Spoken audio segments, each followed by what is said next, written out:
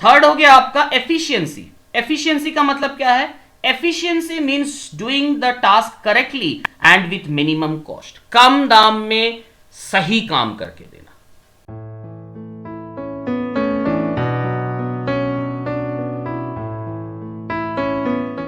So welcome students, आज हम लोग बीएसटी का पहला चैप्टर पढ़ेंगे। पहला चैप्टर है nature and significance of management. इस चैप्टर को हम लोग एक कहानी से समझेंगे, ठीक है। कहानी में क्या है? कहानी में एक कंपनी है जिसका नाम है क्राफ्टी लिमिटेड। सपोज एक कंपनी है क्राफ्टी लिमिटेड, राइट। ये क्राफ्टी लिमिटेड क्या करता है? ये promote the sales of terracotta and earthen products of rural India, ठीक है ना। तो रूरल इंडिया में जो टेराकोटा या फिर मिट्टी का प्रोडक्ट बनता है, अर्दन प्रोडक्ट बनता है, उसको प्रमोट करता है, उसको सेल करता है, ठीक है ना। और इससे क्या करता है? Provides employment to the efficient and needy craftsmen. Rural India में जो क्राफ्ट्समैन होते हैं वो जो टेराकोटा या फिर अर्दन का प्रोडक्ट्स बनाते हैं, मिट्टी का प्रोडक्ट बनाते हैं, उसको ये कंपनी सेल करता है। यही इसका बिजनेस है, ठीक है। इसके लिए ये क्या करता है? Procures product from across 10,000 craftsman across rural India. तो पूरे रूरल इंडिया में लगभग 10,000 क्राफ्ट्समैन से ये प्रोडक्ट प्रोक्योर करता है, खरीदता है या फिर सप्लाई लेता है, right. Marketing and craft experts ensure that the supply of the products are according to the market demand and for this they follow a scientific process known as planning. तो जो मार्केटिंग और craft experts हैं, किसके? Crafty limited, इस company के जो marketing and craft experts हैं वो क्या करते हैं? वो प्रोडक्ट का सप्लाई लेते हैं according to the market demand. जिस हिसाब से मार्केट का डिमांड है उस हिसाब से ये क्या करते हैं? गांव वालों से या फिर रूरल क्राफ्ट्समैन से ये प्रोडक्ट बनवाते हैं, मिट्टी का प्रोडक्ट बनवाते हैं, टेराकोटा का प्रोडक्ट बनवाते हैं। And for this they follow a scientific process known as planning, ठीक है। तो इसके लिए ये एक साइंटिफिक प्रोसेस का इस्तेमाल करते हैं जिसको हम लोग प्लानिंग के नाम से जानते हैं, ठीक है ना, राइट। चलिए, फिर ये जो प्लानिंग है, ये प्लानिंग कम्युनिकेट करता है मिस्टर देव कुमार, ठीक है। मिस्टर देव कुमार इस कंपनी के ब्रांच मैनेजर हैं। ये देखिए ब्रांच मैनेजर है। और ये जो प्लानिंग है जो कि मार्केटिंग और क्राफ्ट एक्सपर्ट्स मिलकर करते हैं, वो प्लानिंग ये देव कुमार रूरल क्राफ्ट्समैन या फिर गांव वालों को जो कि मिट्टी का प्रोडक्ट बनाते हैं उनको कम्युनिकेट करते हैं। क्यों कम्युनिकेट करते हैं? ताकि वो गांव वाले प्लानिंग के हिसाब से वो प्रोडक्शन कर सके, राइट। क्योंकि हम लोग ने देखा कि supply of products are according to the market demand. तो मार्केट डिमांड के हिसाब से प्लानिंग बनता है और वो प्लानिंग जो है वो प्लानिंग कम्युनिकेट किया जाता है रूरल क्राफ्ट्समैन को, ताकि वो जो है उस प्लानिंग के हिसाब से प्रोडक्ट बनाए और वो प्रोडक्ट मार्केट में बिके भी। अगर मार्केट में नहीं बिकेगा तो प्रोडक्शन करने का कोई फायदा नहीं है। मार्केट सर्वे, मार्केट का जो ट्रेंड है उसको जानने का काम, उसको रिसर्च करने का काम ये क्राफ्ट्स एक्सपर्ट करते हैं, मार्केटिंग एक्सपर्ट्स करते हैं कंपनी के, ठीक है ना। मार्केट रिसर्च के हिसाब से प्लानिंग बनता है और वो प्लानिंग रूरल क्राफ्ट्समैन को कम्युनिकेट किया जाता है देव कुमार के द्वारा, जो कि इस कंपनी के ब्रांच मैनेजर है, राइट। पूरा स्टोरी मैं आप लोगों को फिर एक बार दिखा देता हूं। कंपनी था क्राफ्टी लिमिटेड। ये क्या करता है? ये टेराकोटा का प्रोडक्ट प्रोमोट करता है, यानी कि सेल करता है, अर्दन प्रोडक्ट सेल करता है रूरल इंडिया से प्रोक्योर करके। और इससे क्या होता है? नीडी क्राफ्ट्समैन जो हैं उनको एम्प्लॉयमेंट मिलता है।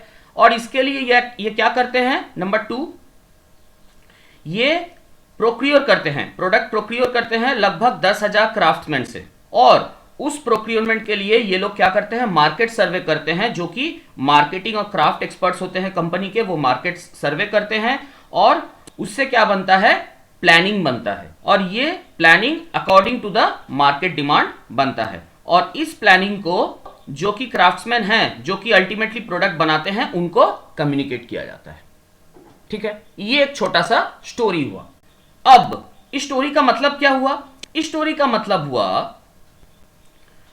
क्राफ्टी लिमिटेड क्या करता है। क्राफ्टी लिमिटेड का सिनेरियो, एक बार कंपनी का बैकग्राउंड देख लेते हैं। Crafty limited has several branches all over the country. पूरे कंट्री में इनके बहुत सारे ब्रांचेस हैं, ठीक है ना। इसीलिए इनका जो ऑर्गेनाइजेशनल स्ट्रक्चर है ये कॉम्प्लेक्स है, मतलब बड़ा है, ठीक है, right. in which actual production is in the hands of several skilled craftsmen of the rural India। तो ये जो कंपनी का जो सेल स्ट्रक्चर है, कंपनी क्या करता है? कंपनी सेल करता है, प्रोक्योर करके उसको सेल करता है, राइट। कंपनी खुद प्रोडक्शन नहीं करता है, लेकिन इसका जो प्रोडक्शन का काम है ये अल्टीमेटली किसके हाथ में है? स्किल्ड क्राफ्ट्समैन के हाथ में है। जो 10,000 क्राफ्ट्समैन के बारे में हम लोग ने देखा, उनके हाथ में है। whereas the marketing part is done by the staff at different branches of Crafty Limited। ठीक है ना। ये सेल का काम कौन करता है? क्राफ्टी लिमिटेड का जो डिफरेंट ब्रांचेस है ऑल ओवर द कंट्री, वहां से सेल का काम होता है। और उसी एक ब्रांच का मैनेजमेंट का जो रिस्पॉन्सिबिलिटी है वो मिस्टर देव कुमार के हाथ में है। One such branch is managed by mister Dev Kumar. Next क्या है? Mister Dev Kumar has to constantly provide direction to his employees along with ensuring the fact that production is carried out as per plans of the organisation so as to ensure regular sales. तो mister Dev Kumar को constantly direction देना पड़ता है employees को constantly direction देना पड़ता है ताकि प्रोडक्शन जो है वो एज पर प्लान्स हो सके, तभी वो मार्केट डिमांड को मैच करेगा और तभी वो सेल हो पाएगा। देखिए यहां पे लिखा हुआ है so as to ensure regular sales. तो और इसीलिए mister Dev Kumar constantly communicate करते हैं अपने एम्प्लॉइज से, right. Mister Kumar's function is continuous as well as inter related.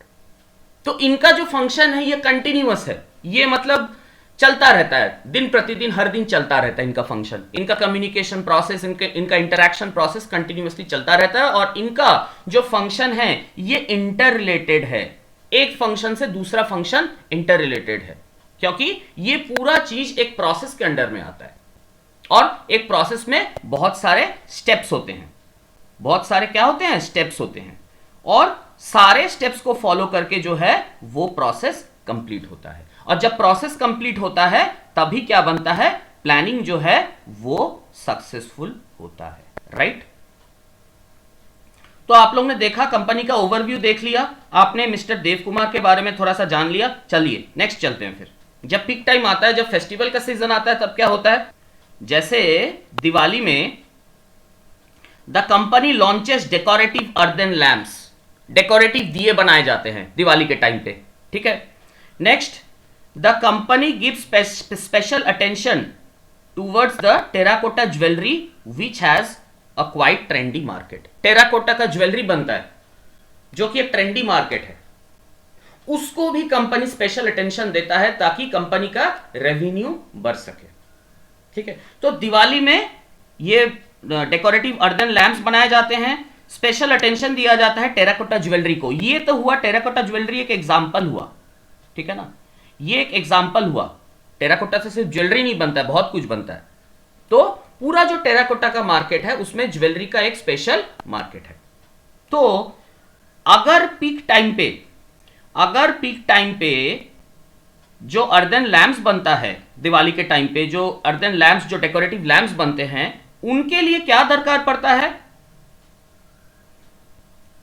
उनके लिए for all these mister Dev Kumar has to arrange the required funds as well as to recruit more craftsmen. क्योंकि पूरे year के लिए तो डेकोरेटिव लैम्प बनता नहीं है, डेकोरेटिव अर्दन लैम्प, डेकोरेटिव दिया पूरे साल भर के लिए तो बनता नहीं है, वो सिर्फ दिवाली के टाइम पे बनता है क्योंकि वो एक फेस्टिव ट्रेंड है, ठीक है ना। तो ये एक पर्टिकुलर फेस्टिवल के टाइम बनता है, तो उस फेस्टिवल के टाइम पे ये जो प्रोडक्शन है इसको मास स्केल में किया जाता है। तो इस मास स्केल प्रोडक्शन को करने के लिए एडिशनल फंड्स यानी कि पैसों का जरूरत पड़ता है, बहुत सारे लेबर का जरूरत पड़ता है। तो उस टाइम मिस्टर देव कुमार को पैसों का अरेंजमेंट यानी कि फंड का रिक्वायरमेंट जो है, एडिशनल फंड का रिक्वायरमेंट अरेंज करना पड़ता है। फिर उनको क्राफ्ट्समैन, जो एक्स्ट्रा क्राफ्ट्समैन है, उनको रिक्रूट करना पड़ता है, right. Next, he has to maintain a steady communication with the suppliers to meet the deadlines and prevent any kind of delay during delivery. तो कंटिन्यूअसली सप्लायर्स के साथ उनको कम्युनिकेशन रखना पड़ता है ताकि डिलीवरी में कोई डिले ना हो, ताकि डेडलाइन मेंटेन हो, तभी तो प्रोडक्ट मार्केट पे रीच हो पाएगा, टाइम पे मिल पाएगा, प्रोडक्ट का जो है वो स्केर्सिटी नहीं दिखाई पड़ेगा, प्रोडक्ट का अवेलेबिलिटी मेंटेन रहेगा। तो इसके लिए जो है मिस्टर देव कुमार को कॉन्स्टेंटली कम्युनिकेट करना पड़ता है सप्लायर्स से, राइट। ये मैं आपको दिवाली का समझा रहा हूं, दिवाली के टाइम पे क्या होता है, ये सिर्फ एक सीजन को स्पेसिफाई करके समझा रहा हूं। जब भी ऐसा सिचुएशन आता है तब ये सब फॉलो किया जाता है, ठीक है ना। Besides, he has to collect feedback and suggestions of the customer so that the company can prepare itself for the supply of its products according to the market demand in the long run. तो customer से feedback भी लेना पड़ता है, ठीक है ना। Customer से फीडबैक लेंगे तभी क्या होगा, तभी प्रोडक्ट जो है वो मार्केट डिमांड के हिसाब से बनेगा। कस्टमर का फीडबैक लेने से ही कस्टमर का टेस्ट एंड प्रेफरेंसेस मालूम चलेगा और तभी जो प्रोडक्ट है वो मार्केट पे सक्सेसफुल रहेगा, राइट। तो इससे हम लोग क्या कह सकते हैं, इससे हम लोग क्या कंक्लूड कर सकते हैं। ये जो हम लोग ने अभी तक का स्टोरी देखा देव कुमार के बारे में, क्राफ्टी लिमिटेड के बारे में, प्रोडक्ट ये मतलब फेस्टिव सीजन के टाइम जो मतलब प्रोडक्शन को एनहांस करना पड़ता है, उसके लिए फंड्स का जरूरत पड़ता है, रिक्रूटमेंट ज्यादा करना पड़ता है। तो इससे हम लोग क्या कंक्लूड कर सकते हैं, इससे हम लोग कंक्लूड कर सकते हैं, so mister Dev Kumar is the manager of Crafty Limited, similarly Jeff Bezos of Amazon, Elon Musk of Tesla, Mark Zuckerberg of Facebook, all manage their organisation. तो हम लोग क्या बोल सकते हैं, हम लोग बोल सकते हैं कि मिस्टर देव कुमार जो क्राफ्टी लिमिटेड के लिए कर रहे हैं वही जेफ बेजोस Amazon के लिए करते हैं, वही टेस्ला के लिए इलॉन मस्क करते हैं, वही फेसबुक के लिए मार्क जकरबर्ग करते हैं, ठीक है ना। तो ये जो सारे पर्सनैलिटीज हैं, जेफ बेजोस हो गए, मार्क जकरबर्ग हो गए, इलॉन मस्क हो गए, ये भी क्या है, मिस्टर देव कुमार की तरह कंपनी के मैनेजर हैं जो कि ऑर्गेनाइजेशन को मैनेज करते हैं, राइट। तो इससे हम लोग क्या कंक्लूड कर सकते हैं, इससे हम लोग कंक्लूड कर सकते हैं कि जितने भी ऑर्गेनाइजेशन हैं, एनी ऑर्गेनाइजेशन, जैसे कि hospital, schools, colleges, restaurants, hotels, they have their managers to make the planning and executes it too. तो हम लोग बोल सकते हैं कि जितने भी ऑर्गेनाइजेशंस है, hospital, schools, colleges, restaurants, hotels, जो भी है, उन सब ऑर्गेनाइजेशंस के लिए मैनेजर्स का रिक्वायरमेंट रहता है ताकि प्लानिंग किया जा सके as per the market demand और उस प्लानिंग को एग्जीक्यूट भी किया जा सके, राइट। तो अब हमारे पास जो दूसरा क्वेरी है वो क्वेरी है कि मैनेजमेंट तो एक बड़े लेवल का खेल है, ठीक है ना, जहां पे एक मैनेजर रहेगा, उसको एक सैलरी भी मिलेगा, उसका बहुत सारा काम है, तो जाहिर है उसको ज्यादा ही सैलरी मिलेगा, ठीक है ना। तो ये जो मैनेजमेंट है ये बड़े कंपनी के लिए जरूरत है या फिर छोटे के लिए भी जरूरत है, जो कि स्मॉल स्केल बिजनेस है, वहां भी क्या मैनेजमेंट का दरकार पड़ता है, या सिर्फ जितने बड़े बड़े रेस्टोरेंट्स हैं, जैसे कि आप लोग ने देखा Amazon तो एक मतलब जायंट है, ई कॉमर्स का जायंट है। फेसबुक के बारे में हम लोग सब जानते हैं, ठीक है ना। टेस्ला के बारे में हम लोग सब जानते हैं, टेस्ला कितना बड़ा कंपनी है, ठीक है ना। तो बड़े कंपनी के लिए तो मैनेजमेंट का दरकार है, हो सकता है क्राफ्टी लिमिटेड भी एक बड़ा ही कंपनी हो, तो बड़े कंपनी के लिए तो मैनेजमेंट का रिक्वायरमेंट है, वो तो हम लोग जानते हैं। तो छोटे कंपनी के लिए क्या अभी मतलब उनको भी क्या मैनेजमेंट का दरकार पड़ता है, चलिए देखते हैं। तो इसका आंसर है जी हां। Any organisation which has diverse goals that are aimed at achieving something requires management. जितने भी ऑर्गेनाइजेशन हैं जिनका डाइवर्स गोल है, ठीक है ना, और वो गोल किसी एक चीज को अचीव करने के लिए है, ग्रोथ को अचीव करने के लिए है, तो उन सारे डाइवर्स गोल को मैनेज करने के लिए मैनेजमेंट का दरकार पड़ता है।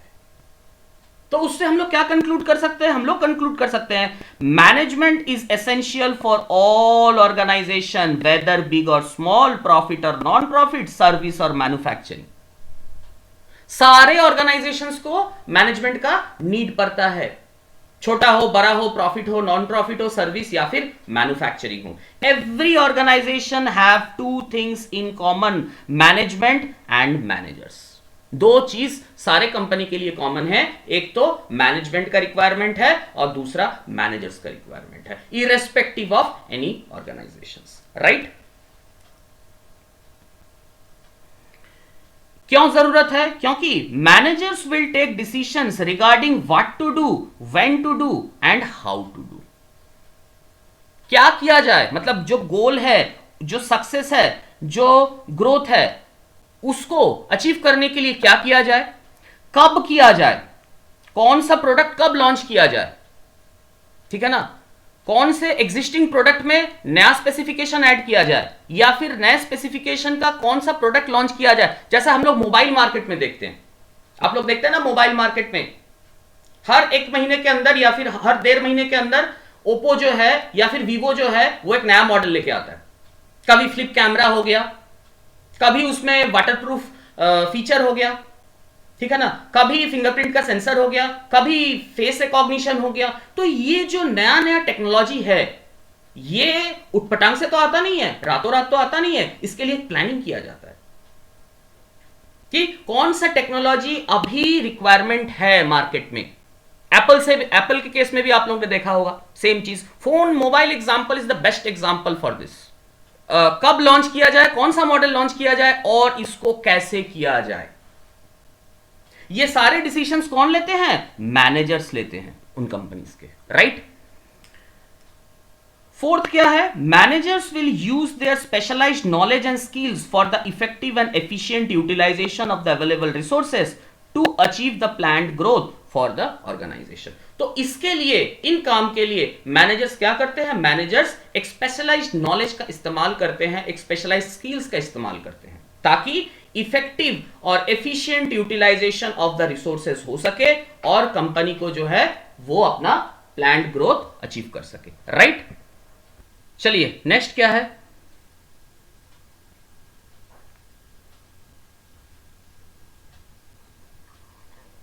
अब हम लोग मैनेजमेंट का एक बेसिक सा ओवरव्यू देखेंगे, ठीक है ना, ताकि मैनेजमेंट हम लोग को थोड़ा सा समझ में आए और समझ में आए।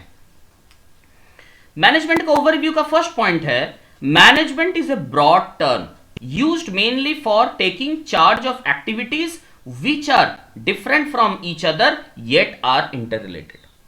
तो मैनेजमेंट मेनली चार्ज लेता है उन एक्टिविटीज का जो एक्टिविटी एक दूसरे से अलग हैं लेकिन इंटररिलेटेड हैं, क्योंकि ये एक प्रोसेस को फॉलो करता है। मैनेजमेंट एक प्रोसेस को फॉलो करता है, हम लोग ने पहले देखा, और प्रोसेस में बहुत सारे स्टेप्स इन्वॉल्व होते हैं और सारे स्टेप्स एक दूसरे से इंटररिलेटेड होते हैं। तो मैनेजमेंट का मतलब है कि उन सारे डाइवर्स एक्टिविटीज को एक साथ कंबाइन करके गोल अचीव करना, राइट। नेक्स्ट पॉइंट है, the work of a manager consist of a series of different activities which are interrelated and interdependent. तो मैनेजर का काम बहुत सारे एक्टिविटीज को लेके है, उनको फिनांस भी देखना पड़ता है, उनको प्रोडक्शन भी देखना पड़ता है, राइट, उनको सेल्स भी देखना पड़ता है, उनको एडवर्टाइजिंग भी देखना पड़ता है, बहुत सारे एक्टिविटीज हैं। लेकिन ये सारे एक्टिविटीज इंटरकनेक्टेड हैं क्योंकि इन सारे एक्टिविटीज का जो आउटकम है वो गोल रिसीव या फिर गोल अचीवमेंट पर है। कंपनी का जो एक गोल है प्रॉफिट करने का या फिर ग्रोथ पाने का, उस गोल को टारगेट करके ये मतलब एक्टिविटीज जो है वो किए जाते हैं। Number 3, people in an organisation perform diverse task. अलग अलग लोग, एक कंपनी में बहुत सारे लोग काम करते हैं और सबका अलग अलग काम होता है, ठीक है ना, डाइवर्स टास्क होता है। तो perform diverse task but they all are working towards the same goal. सारे एक ही गोल को अचीव करने के लिए लगे हुए हैं और वो है कंपनी का ग्रोथ, कंपनी का प्रॉफिट, कंपनी का प्रोडक्शन बढ़ाना, कंपनी का मार्केट शेयर बढ़ाना, ठीक है ना। लेकिन सब कोई अपना अलग अलग काम करता है। Management aims at guiding their efforts towards that goal. तो मैनेजमेंट का काम क्या है? मैनेजमेंट का काम है ये जो डाइवर्स गोल्स हैं या फिर ये जो डाइवर्स टास्क्स हैं, इन टास्क्स को अरेंज करना, साइंटिफिकली अरेंज करना, और इसके लिए मैनेजमेंट गाइड करता है। किसको गाइड करता है? वर्कफोर्स को गाइड करता है, ताकि जो वर्कफोर्स है वो प्रॉपर तरीके से अपना काम कर सके और उस काम के रिजल्ट में जो है वो गोल अचीव हो सके। गोल को हम लोग बीएसटी के लैंग्वेज में ऑब्जेक्टिव्स भी बोलते हैं, ठीक है ना, और इसको साइंटिफिकली इफेक्टिवनेस कहा जाता है। गोल का मतलब है इफेक्टिवनेस, ठीक है ना। अगर कंपनी ठीक से प्लानिंग करेगा, मैनेजमेंट अगर ठीक से वर्कफोर्स को गाइड करेगा, वर्कफोर्स अगर मैनेजमेंट के गाइडेंस को फॉलो करके काम करेगा, तो कंपनी जो है वो इफेक्टिवनेस अचीव कर पाएगा, यानी कि गोल को अचीव कर पाएगा, और वो भी in the most cost effective manner, कम दाम में अचीव कर पाएगा। क्योंकि दाम, कॉस्ट ऑफ प्रोडक्शन अगर कम रहेगा तभी तो कंपनी का प्रॉफिट मार्जिन ज्यादा रहेगा, ठीक है ना, या फिर एक कंपिटिटिव प्राइस में सेल कर पाएगा, राइट। तो इसके लिए कंपनी को एफिशिएंसी अचीव करना है। तो सिर्फ गोल अचीव करना ही काफी नहीं है, गोल को अचीव भी करना है और उसको मोस्ट कॉस्ट इफेक्टिव मैनर में अचीव करना है, ताकि उसको मार्केट पे कंपिटिटिव प्राइस में सेल किया जा सके वो जो प्रोडक्ट या फिर सर्विस है, राइट। मैनेजमेंट का डेफिनेशन हम लोग देखते हैं। मैनेजमेंट का डेफिनेशन क्या बोलता है? Management is defined as the process of getting things done with the aim of achieving goals effectively and efficiently. तो मैनेजमेंट का ये एक नटशेल में मतलब हो गया। मैनेजमेंट का मतलब है गेटिंग थिंग्स डन और उसके लिए एक प्रोसेस। तो मैनेजमेंट का मतलब है प्रोसेस जो कि किया जाता है for getting things done with the aim of achieving effectively and efficiently, achieving goals effectively and efficiently. तो मैनेजमेंट एक प्रोसेस है जिसको फॉलो करके गोल्स को इफेक्टिवली और एफिशिएंटली अचीव किया जाता है। तो यहां पे आप लोग देखिए ध्यान से, 3 टर्म है। एक है प्रोसेस, दूसरा है आपका इफेक्टिवनेस या फिर इफेक्टिवली जो लिखा हुआ है यहां पे, और तीसरा है आपका एफिशिएंसी या फिर एफिशिएंटली जो लिखा हुआ है। अब ये तीनों टर्म का ना अलग अलग मतलब होता है। चलिए इन तीनों का मतलब जानते हैं। पहला टर्म है प्रोसेस। प्रोसेस का मतलब क्या है? Process means series or sequence of activities. Management is a process because management perform series of activities to achieve the planned goals of the organisation. तो प्रोसेस का मतलब क्या है? प्रोसेस का मतलब है series of activities, step 1, step 2, step 3 करके सब मिला के, पूरे सारे स्टेप्स को मिला के एक प्रोसेस बनता है। तो मैनेजमेंट भी एक प्रोसेस है, क्योंकि यहां पे भी सीरीज ऑफ एक्टिविटीज, यहां पे भी बहुत सारे स्टेप्स होते हैं और ये जो सारे स्टेप्स होते हैं इनको बनाया जाता है ताकि प्लान्ड ग्रोथ मिल सके ऑर्गेनाइजेशन को। और तो planning, organising, staffing, directing, controlling consists of दो series of activities of the management. तो ये सारे स्टेप्स हैं मैनेजमेंट के। मैनेजमेंट प्रोसेस के अंदर ये सारे स्टेप्स फॉलो किए जाते हैं। पहला आता है प्लानिंग, दूसरा आता है ऑर्गेनाइजिंग, तीसरा आता है स्टाफिंग, चौथा डायरेक्टिंग और पांचवा जो है कंट्रोलिंग, राइट। ये हुआ प्रोसेस का मतलब। नेक्स्ट टर्म है इफेक्टिवनेस। इफेक्टिवनेस का मतलब क्या है? इफेक्टिवनेस का मतलब है effectiveness is concerned with doing the right task, completing the activities and achieving goals meaning to get the results. यानी कि जिसको हम लोग शॉर्ट टर्म में या फिर वन वर्ड में हम लोग गोल बोल सकते हैं। तो इफेक्टिवनेस का मतलब है, इफेक्टिवनेस का मतलब हुआ राइट टास्क, सही काम करना, कंप्लीट करना उसको, ठीक है ना। ये नहीं कि काम को आधा अधूरा छोड़ दिया जाए। तो सही काम करना, पूरा करना, ताकि कंपनी का जो है वो गोल अचीव हो सके, राइट। थर्ड हो गया आपका एफिशिएंसी। एफिशिएंसी का मतलब क्या है? Efficiency means doing the task correctly and with minimum cost. कम दाम में सही काम करके देना, दिस मीन्स एफिशिएंसी। कम दाम पे सही काम करके देना। It focus on deriving more results या फिर more benefits by using less resources. कम से कम रिसोर्सेस यूज करके ज्यादा से ज्यादा बेनिफिट प्रोवाइड्स करना, meaning to achieve more output by using less resources, ताकि ज्यादा आउटपुट बनाया जा सके कम रिसोर्सेस यूज करके, राइट। तो ये तो हुआ थोड़ा सा मैनेजमेंट का इंट्रोडक्शन। नेक्स्ट क्लास में हम लोग इसके बारे में और डिटेल डिस्कस करेंगे और अगर आपको नोट्स का रिक्वायरमेंट है तो ये जो पीडीएफ है इसको आप लोग नोट्स के हिसाब से यूज कर सकते हैं। मैं इसका लिंक जो है टेलीग्राम में दे दूंगा। अगर आप लोगों को नोट्स चाहिए तो आप टेलीग्राम चैनल ज्वाइन करके नोट्स ले लीजिएगा। राइट, चलिए, थैंक यू, मिलते हैं नेक्स्ट क्लास में। Happy learning.